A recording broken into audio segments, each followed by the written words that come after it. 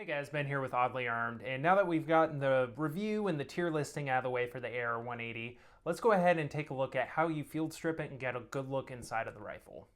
Alright, so first step, we're going to go ahead and pop our mag right out of the AR-180, and then in the back here, this is where our disassembly, lever, spigot thing is, and there's a little, safety plunger here on the side, so you have to press that in, and then you can press in on the little back plate here and it'll pop open, and then you'll see our recoil springs and everything come out the back.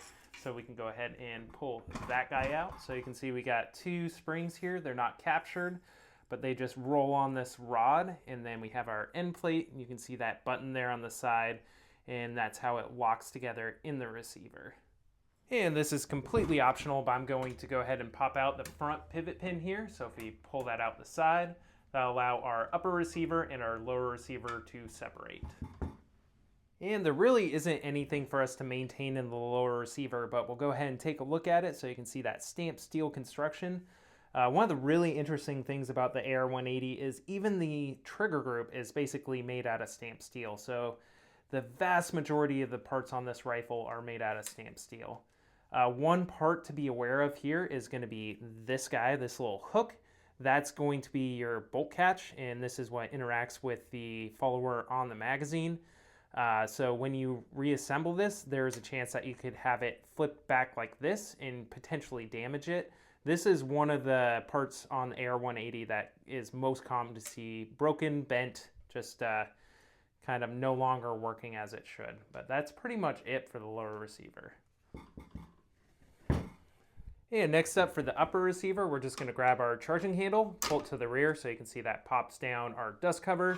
When you get to this little disassembly notch here, you can just pop out our charging handle so you can get a good look at that guy. Pretty simple part. And then at that point, our bolt carrier group will just slide out the back of the rifle. And here we have the bolt carrier group, which actually comes apart a lot like other modern bolt carrier groups, like for the ACR or the Bren or pretty much any other option. So I got my universal disassembly tool here. You just pop out the firing pin retaining pin, which comes out the back, and there is a spring in here, so that's something to be aware of. And let's go ahead and drop that round over there. And our firing pin will come out the back along with its firing pin spring. So I'll set that guy aside. And then the rest of this just comes apart like an AR-15. So we just pull that forward, pop out our cam pin. So that should look extremely familiar. And then we'll pull our bolt out of the bolt carrier group. So that should also look fairly familiar. It's basically an AR-15 7-lug rotating bolt, except without all of the pseudo DI, whatever, internal piston system stuff that you need for that. Moving back to the upper receiver, the next stage is going to be removing our handguard, or at least the upper part of the handguard. So this actually just pops off. So if you can see in the back there, there's two little holes, and then there's also two holes in the front of the receiver here. So that is actually where our recoil spring guide rods go through. So these hold on your upper handguard as well. So pretty much as soon as you take that out, you can take off your upper handguard. Now looking in here, you're going to see our piston system. So this will go ahead and pull back, and you can see short stroke piston. And as far as disassembly goes here, you pull back the, it's going to be a little bit awkward. They're on the rear of the guide rod, and then you pull out this little intermediate rod. So this comes apart like an LWRC, which is basically just a copy of this rifle, like so many other rifles as well. And that'll go ahead and release our piston rod here. And then you can go ahead and pull the piston cup off of our little piston here, which does have some gas rings to it, so that seals pretty well up here in the front. And then there's just our piston cup, which goes around that and presses backwards whenever a round goes off.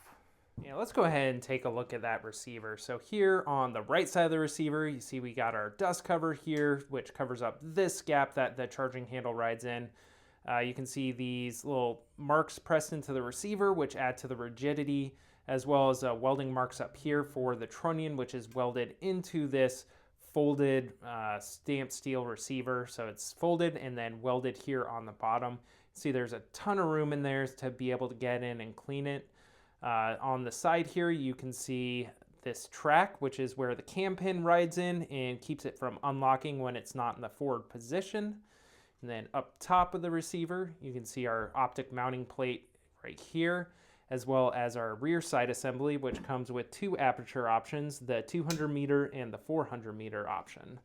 And then you can just see the welds on the outside there for where that cam pin channel is welded on. And here we have the AR-180 fully field stripped in all of its glory.